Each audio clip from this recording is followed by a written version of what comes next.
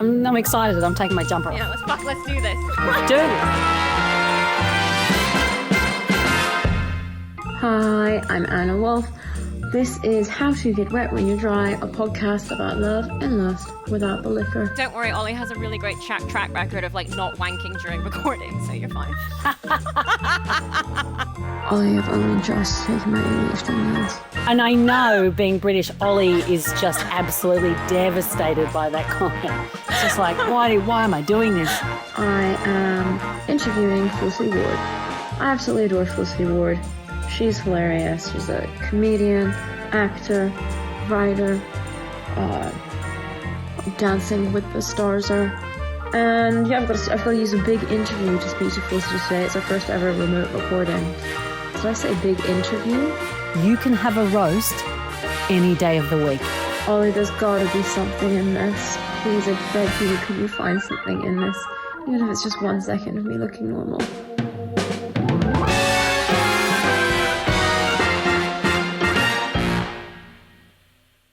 Hi, thank you. Hi. It's so nice to meet you. Thank you so much for doing this. Not at all. Also, two little filthy immigrants, just quietly. What, me and you? Yeah. Oh yeah, fuck yeah. Hello. Coming over here, taking their jobs. It's fucking your people. And we have some feedback. We have some feedback. Yeah. So I'm gonna do I always sort of cringe intro somebody to their face. Are you ready? Okay. Yes. Okay. Hi. Well, my guest today is the wonderful, sensational, fabulous, I added those other adjectives because it just felt right, Felicity Ward, actor, comedian, and writer. I'm going to call you an activist too, because you do a lot of fabulous things for the mental health community, for which we are eternally grateful. And I said, you will know her from the things like Live at the Apollo, The Guilty Feminist, and IBS masterpiece, What If There's No Toilet? I think it's so valid to call it a masterpiece. That is very kind. It's very, very valid. It's somebody who's shat themselves on multiple occasions. I really, again, appreciate that. I talk about poo too much on this show. You've just been on Dancing with the Stars. You have been in The Office, and now you're here. Yes, the highlight of all of those, by the way. Being here. Oh, This is it. This is the peak. Oh, stop. I'm gonna hit you with some cues.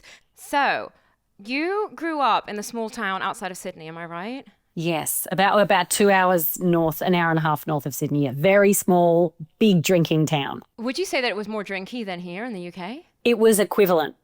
So this is a scathing indictment.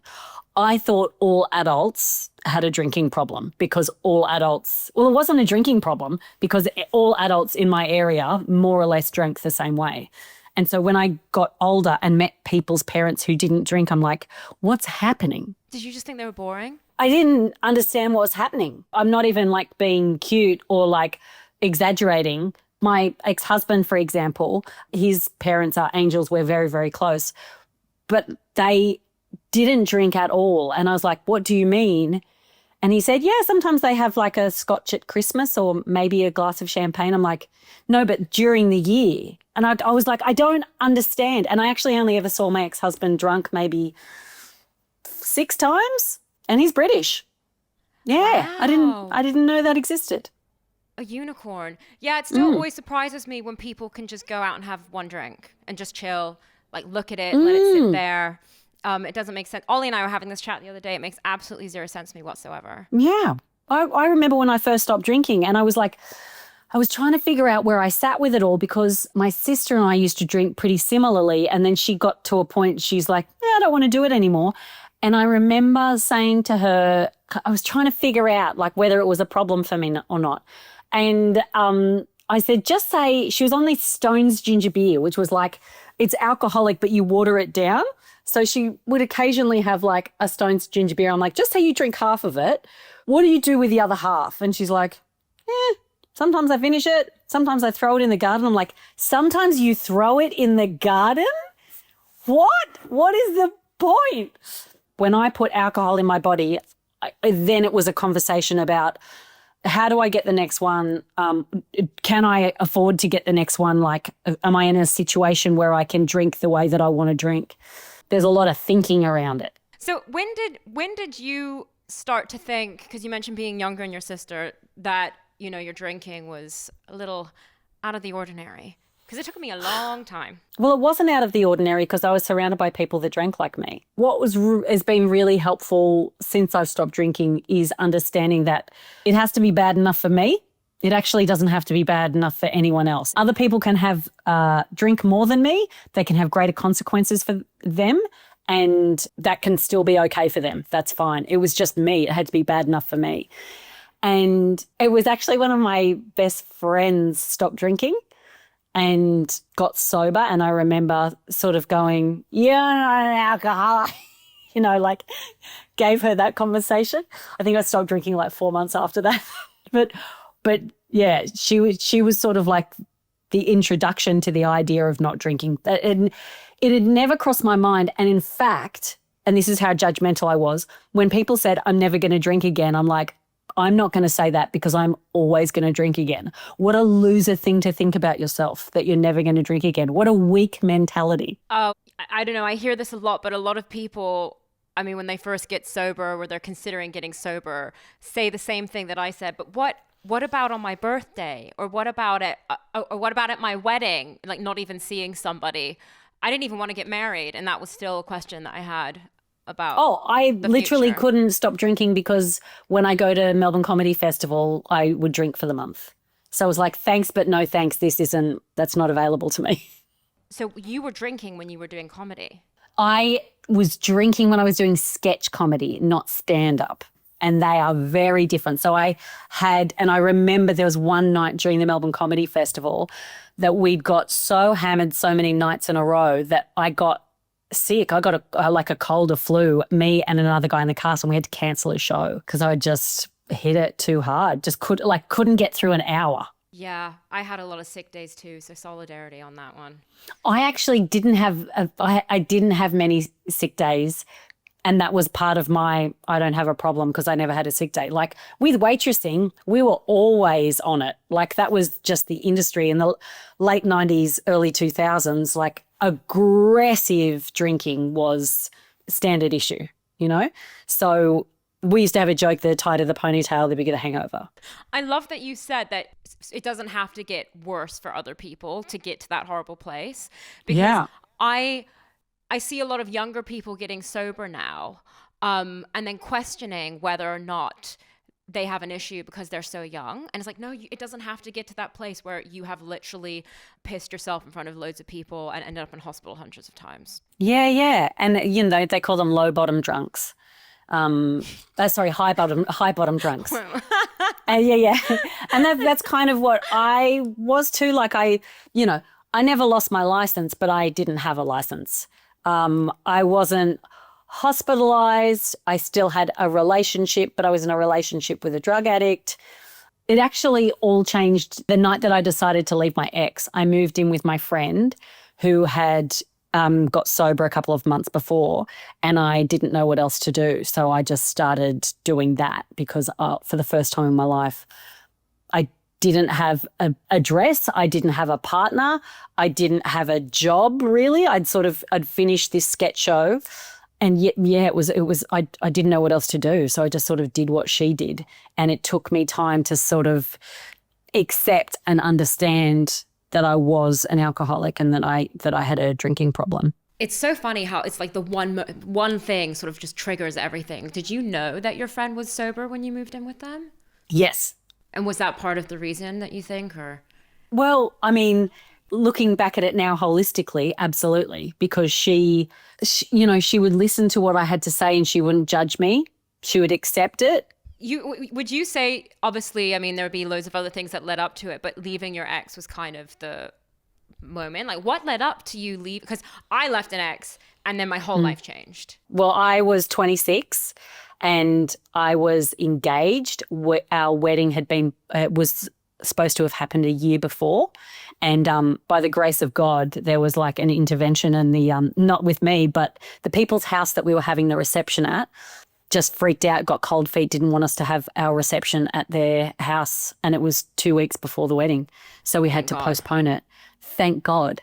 And then a week before our 8-year anniversary, it was just like it was over in a way that, so I know that lots of people feel uncomfortable. I'm sure that people have talked about spirituality on this podcast before, and it makes people uncomfortable, and I understand that as well. But I had had this noisy head for 6 months, maybe a year.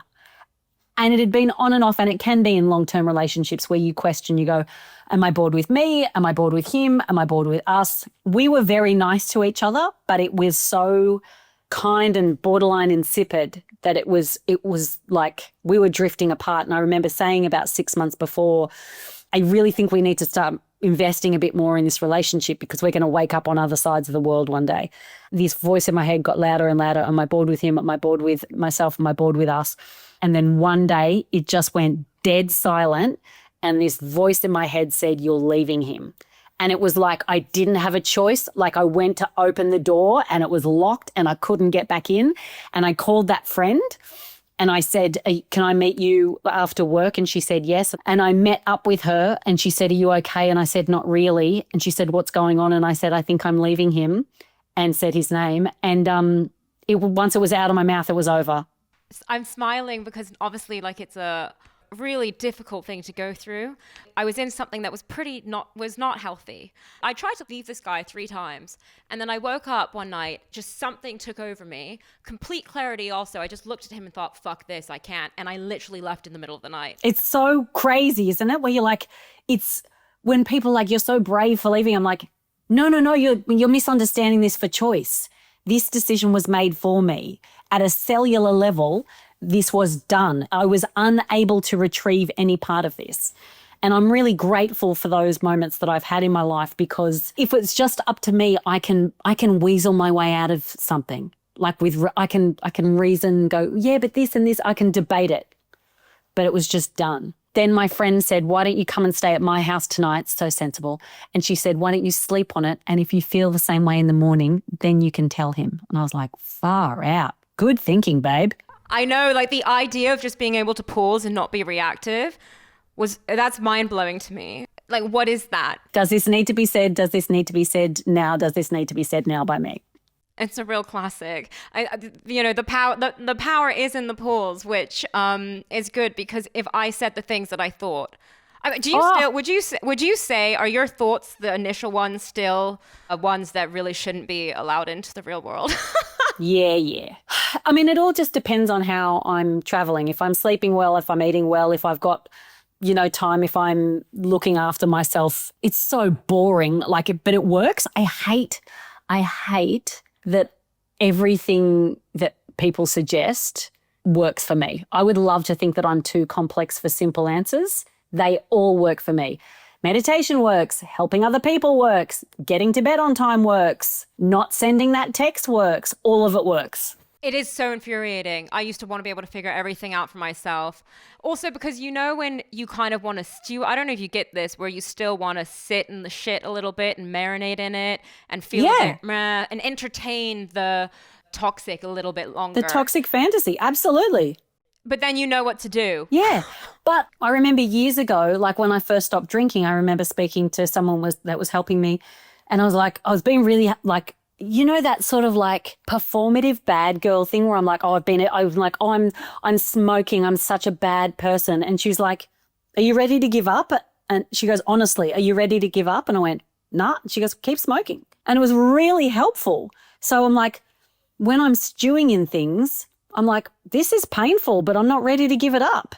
Definitely. I know exactly. Sometimes you got to go through the shitty feeling or the shitty moment to learn from it, or just whatever. If you're not drinking, you're not drinking. Or sometimes you just feel like being petty, and I'm the only one who's going to suffer for it.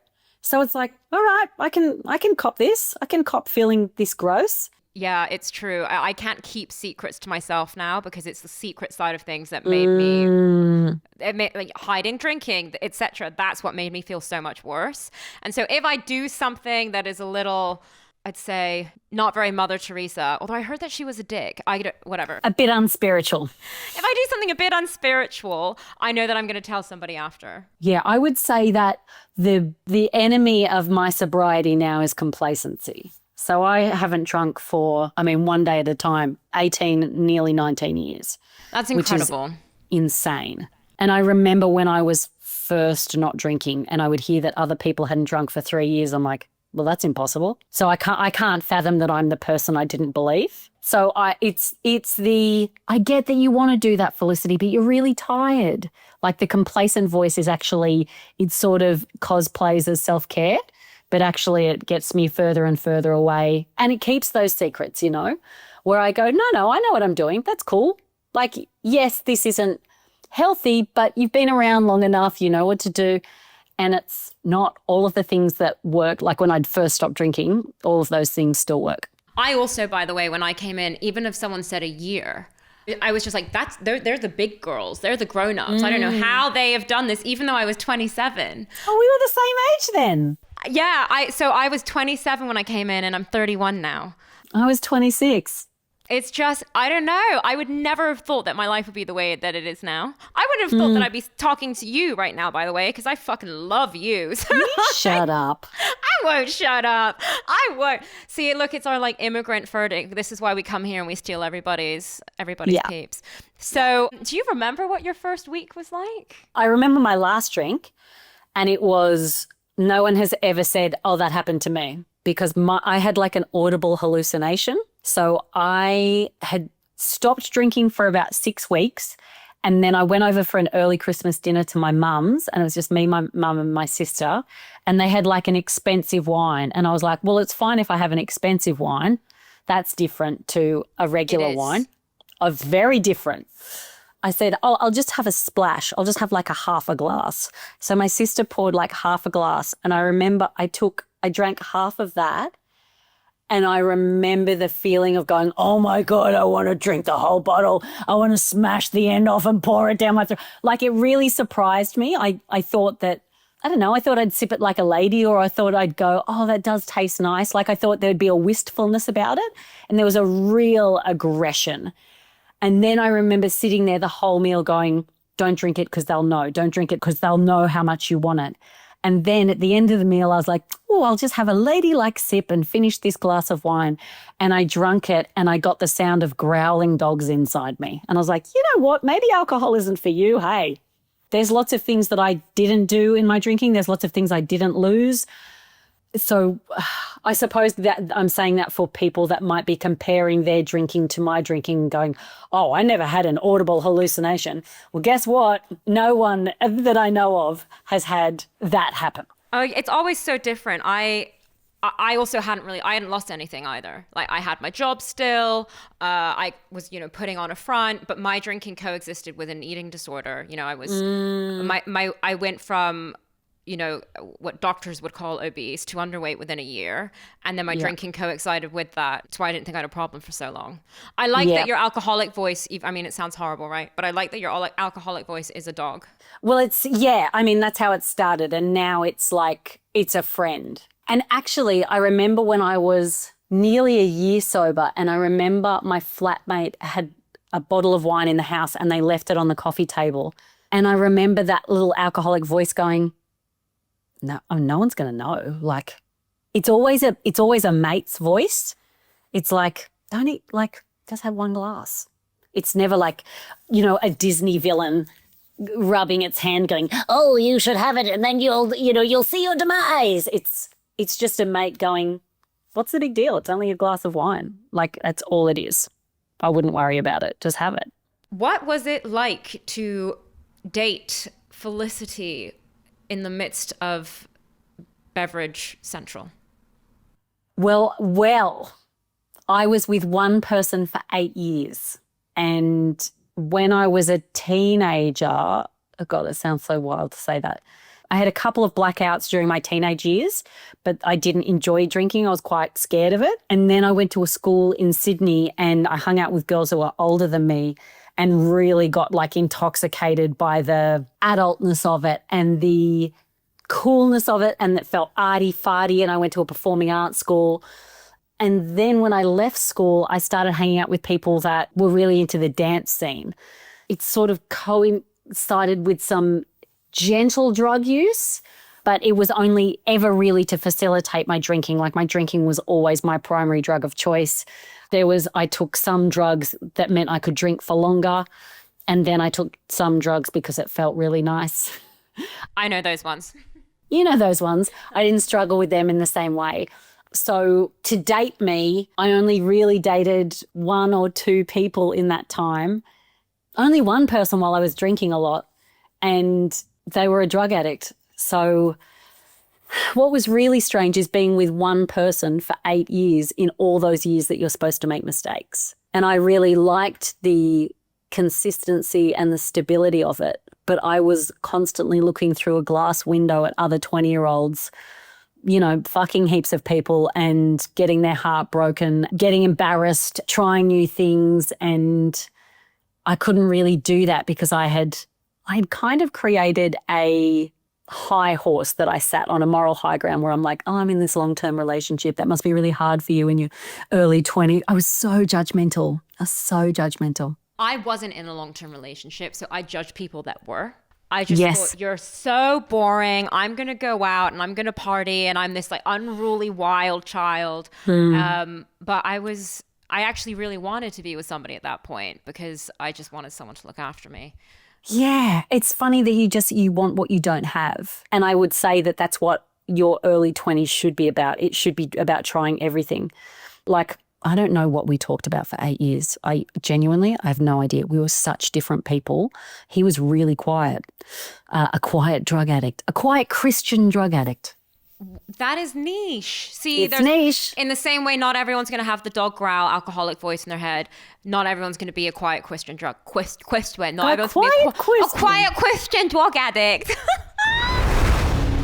We know that once a person is perverted, it is practically impossible for that person to adjust to normal attitudes in regard to sex. I was in my first healthy long-term relationship. Well, long-term, scheisse, long for me, because I didn't date for 5 years in my drinking and everything. And it was wonderful, and I'm single again, and I think I'm ready to go back into my sober hoe era. What is your sober hoe era looking like? So I say to people that I never had my drunken slutty 20s, so I'm having my sober slutty 40s. Look, I speak about it with a evangelical power that it is one of the most liberating, delightful, happy periods of my life that I'm experiencing right now. I think I've moved out of the hoe phase. My ex-husband and I broke up nearly 3 years ago. And for a year and a half, I was single for the first time in 10 years. I was single for the first time with a child. I was single for the first time in a foreign country. You know, when I moved over here, I was only planning on staying here for 6 months, and then I met my ex and you know, then life happened. So for the first year, I was kind of just shell-shocked and just trying to figure out how I live here as a single parent in the arts with no family. And I mean my Australian family. My in-laws are wonderful and they do an enormous amount with childcare. My ex-husband is an incredible dad. I just want to make that very, very clear that that's not what I'm talking about when I say no support. I mean, as I've never lived by myself before. I've never, I've always been with partners or with flatmates. Okay. Oh my God. So you're really, you're fucking doing it. I'm doing everything for the first time. So I'm sort of having my 20s in my 40s in every single way, except as a single parent. It's crazy. Is that great? I mean, was it scary and now it's great? Yes. It was so scary. I did not know what the fuck I was going to do when we broke up. I knew that breaking up was the right thing to do, but I had no idea. And for the same, you know, when you get sober, you have to do everything for the first time sober. You have to date for the first time sober. You have to figure out a cleaning roster with your flatmates for the first time sober. You have to figure out what you want to do with your life. I didn't start stand-up till I was 18 months sober. So I had never done stand-up. I'd been on stage before, but for anyone that has done sketch comedy, you all know that stand-up comedy is completely different. Because you're being yourself. And had I not got sober, I don't think I ever would have done stand-up because I didn't want to be myself on stage. I didn't think that was funny enough. I really like that you said that, because I remember it's when I got sober is when I started to went into my journalism and my investigating stuff and got into this.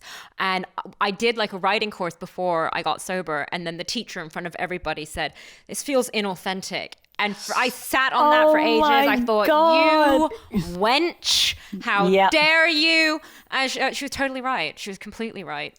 Yeah. Yeah, that stuff's really, really painful. Yeah. So then 18 months ago, I went on apps for the first time ever because they didn't exist. They didn't exist, Anna. I'm 45. How are you? I'm great. I'm genuinely, it's been like exposure therapy. Where do I start? So it was my sister that encouraged me. She said, look, I've met my last 3 partners on Tinder. And I was a very androgynous teenager. I felt androgynous anyway. I had no idea. I had no connection to my body. I felt quite alien to my body in that I developed really late, and then I really developed. And by then I had got a personality because I didn't think that I was going to have tits. You know, you make a choice. Do you think it's why you're funny, because you didn't have tits? Or do you think... Yeah, so I think that, or if you speak to funny people, they were either, if they're a guy, they were short in high school, and if they're a girl, they were ugly. That's it. Oh my God, that's my sweeping statement.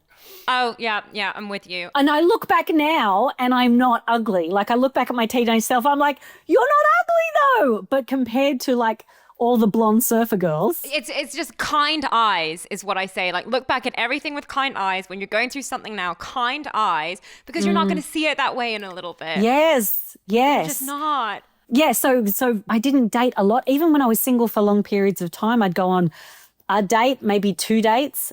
And I would say that before I got married, maybe 1.5 years was the longest that I'd been single. But in that time, I'd go on 2 dates, you know, like, so if I went out with someone who was better than someone that I'd been in a relationship with before, I'd think, oh, well, this is a relationship material then, because it's better than their last relationship. And I desperate romantic. I've always been a desperate romantic, and I love being in love. I've since learned lots of things also about being sober and, you know, like what an alcoholic brain does. And then also I'm undiagnosed ADHD. That's almost like a given. So the hyperfixation, I learned the word limerence in the last 5 years. My God, I wish I knew that when I was a fucking teenager. Jesus Christ, the poetry. The poetry I have written, beautiful. Anna. It's beautiful. There's something just so, I loved to think when I was drinking, I was like this sexy bohemian goth troubled girl. God. Just like sat there being sad about some turd, like crying to Nick Cave and stuff. So the word limerence. But you're also in your early 20s. You're supposed to write poetry. And you know, I think there's something so great about still being hopeless romantic and embracing the obsessy side of things, because it doesn't really have anything to do with the other person. Yeah, you're absolutely right there. Do you know what, though? A switch has flicked. Something has happened, and I don't know if it's because I've dated so many people over the last year. And may I say that not many of them got to a second date. Like, I have dated so many people. I would say probably 100% of them were kind. I haven't had like real weirdos. I haven't had any dangerous situations. I've had, you know, 1 or 2 people say this wasn't for me, but usually it's me saying this isn't for me. I reckon probably 5 people in the last year that I've gone on dates with where I've actively been in the date and gone, I would have tried to make this a relationship 10 years ago. Yes, honestly, I mean, I took the piss out of the apps before, but I met my ex on the app, and he is the nicest guy ever. And I also had the way I dated used to be so different, and then all of a sudden, I think I only went on dates with really nice guys, and I enjoyed it. And it was a beautiful experience, and I liked dating because of what you were saying. Yeah, and I started dating women for the first time, non-binary people. It's a much slower process, and even when I've gone on female-only apps.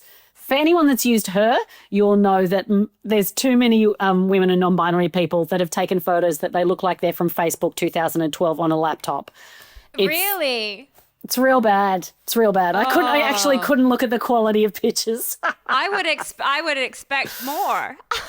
I would expect more. But hey, yeah, that's been a very, very slow process genuinely, part of dating men has been about building my confidence, because I think that it held so much power because I had so little experience dating. And now I'm like, I'll get ghosted. I'm like, all right, dude, fine. There was a guy that I matched with a couple of weeks ago. He liked me first. I liked him back. He answered my prompt question. I replied, asked him a question. He didn't respond. A day later, I'm like, unmatch. I'm bored. I'm not here for your games. Isn't that beautiful though? I used to just pick one person and I'd get obsessed over them. And now Yes. I'm just like, you're just a person. Those poor emotional hostages. Yeah, but like I still meet everyone as if I'm going to fall in love. I still meet everyone as if they're a possibility. I don't sort of go in and like, I don't hold my cards close to my chest. I wish that I could. I have no mystery about me. The only thing that I keep to myself is I don't tell people I'm a comedian unless we meet face to face, because I don't want them to be able to Google me and either have more information about me than I do about them, or them look at my stand-up and go, no thanks. Do you worry about them making a judgment? No, on a date, I'm 100% open. If we meet, I'm 100% open. But I think what I'm not doing now that I did when I first started dating is I am not trying to keep the ball in the air all of the time. I can keep a conversation going. But if I'm the only one keeping the conversation going, recently I've gone, no, I'm going to let this silence hang because I can't do all the heavy lifting here. I've got to figure out if there's something here or if I'm making it happen. Okay, what was harder for you, dancing sober for the first time or having sex sober for the first time? Sex. Because I would go to these dance parties, and because I was dancing all night, I didn't drink much. I love dancing. Dancing has always been like I can dance till 6 o'clock in the morning still, stone cold sober, So can not a problem. I love it. Do you find it hard to find other sober people to go do that with? Other sober people that I want to hang out with, yeah. No, but you know, like I like dancing with people that I like. So if I'm going to dance till the morning, I don't want to like take a punt on some people that I haven't gone really dancing with before. That's not my vibe. I want people that I can lock in with. Basically, I wish that I had ADHD people in every single part of my life, because we just get it. We get when the door closed and you go, I have to go home right now.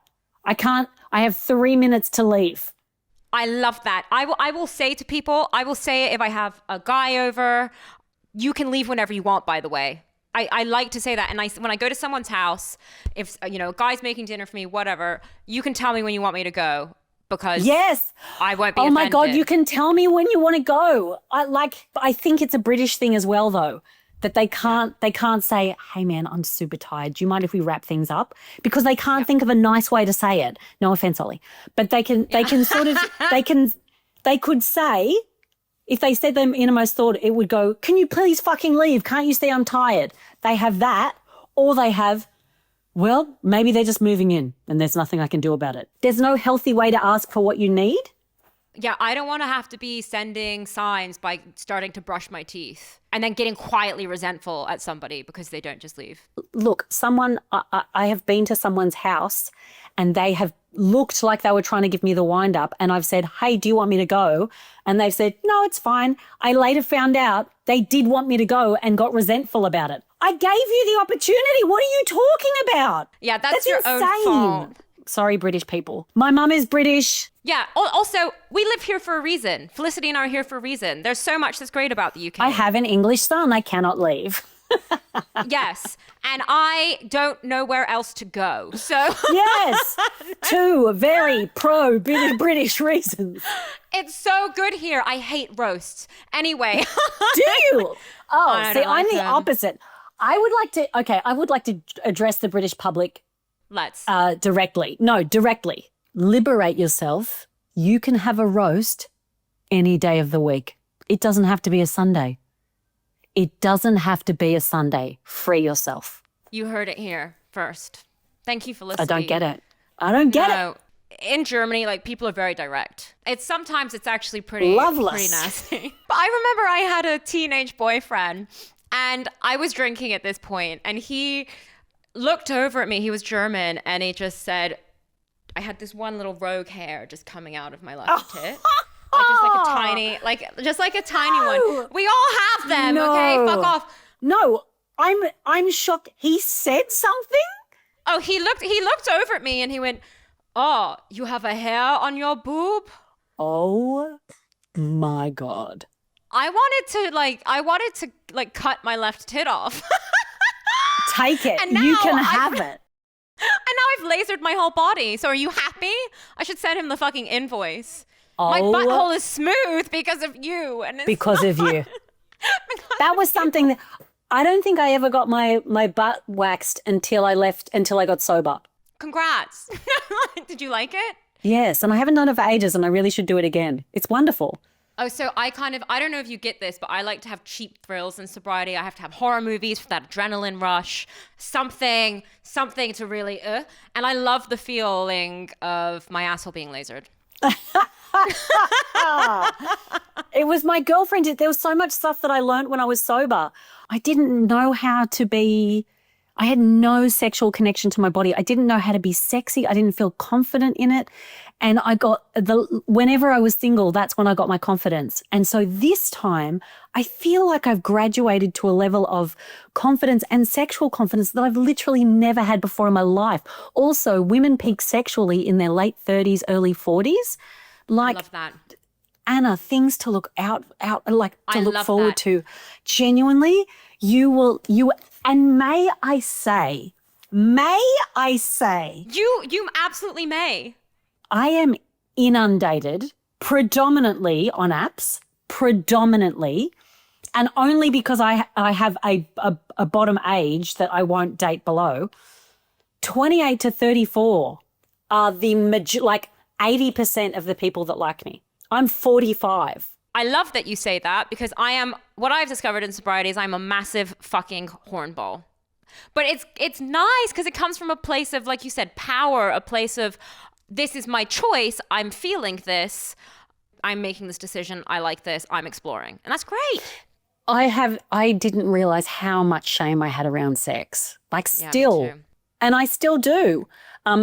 Also, growing up, I'm an exennial. Some people think I'm a Gen X, some people think I'm a millennial. Exennial covers both of them, that I'm safely in that category. Number one, we grew up with the women who slept with, more than 5 people were sluts. If you enjoyed sex, you were a slut. We had gay people and we had straight people. Where I grew up, bisexuality did not exist. So there's so much just genuine, general undoing. And part of the undoing, you go, I'm really nervous about this. I don't know if I like this. Being able to explore that in your 40s. I think as we get older, it's the oldest we've ever been, so we assume we're not going to learn anything new. And an 80-year-old would look at a 40-year-old and go, my God, you're a baby. The same way I would look at a 20-year-old and go, you have your whole life ahead of you. And the thing about it is, at any stage in our life, we can unpack and discover a whole new part of ourselves. And that is thrilling when you have already been married, got divorced, had a kid, had a house, sold the house, been broke. All of these things I'm doing, I have never been broke before. Last year, I was broke and I was terrified because I had a child. So there's all these things that I'm doing for the literal first time in my life. And it's thrilling. Being broke is not thrilling. No, my God, no. I call it the week of rice. I had that recently. Yeah. I was Googling, am I going to get constipated and die? Yeah. But I'm here. Which leads me to my final question. Felicity, how do you get wet when you're dry? Kissing. Kissing's it. Oh, yeah, I love a good snog. Kissing is the gateway to everything. I slept with someone only once this has happened. He said, I'm not really into kissing. It's too intimate. I'm like, we're about to have sex. I hate that. Yeah, it wasn't great. It was he's one of the only unusual people that I've slept with where I'm like, well, we won't be doing that again. I'm sorry, but if you're going to put your dick in me, we can have a conversation and we can kiss. Who doesn't love kissing? There was someone else that I slept with, that we saw each other a few times and he was great. We had we're still friends. And he said the most beautiful thing. I sort of said, are you into cuddling afterwards? He goes, yeah, of course. And I said, some people find it too intimate. I said, some people think it's too intimate. And he said, it's okay to fall in love for a little while. Isn't that nice? That's really nice.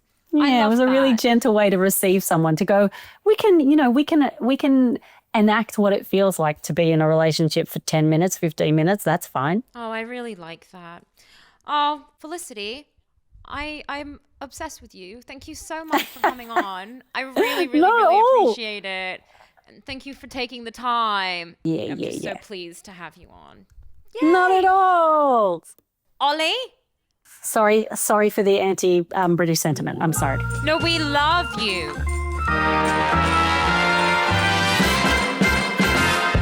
Thank you to Felicity, and thank you so much to everybody for listening. I said that so weird.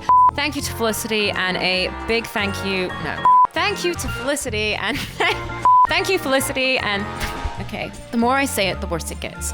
A big thank you to Felicity, and thank you for listening. You can get this show wherever you get your podcasts, in all of the places, and you can also watch it on YouTube. Hopefully, see you again soon. Hey, should I say that we're gonna be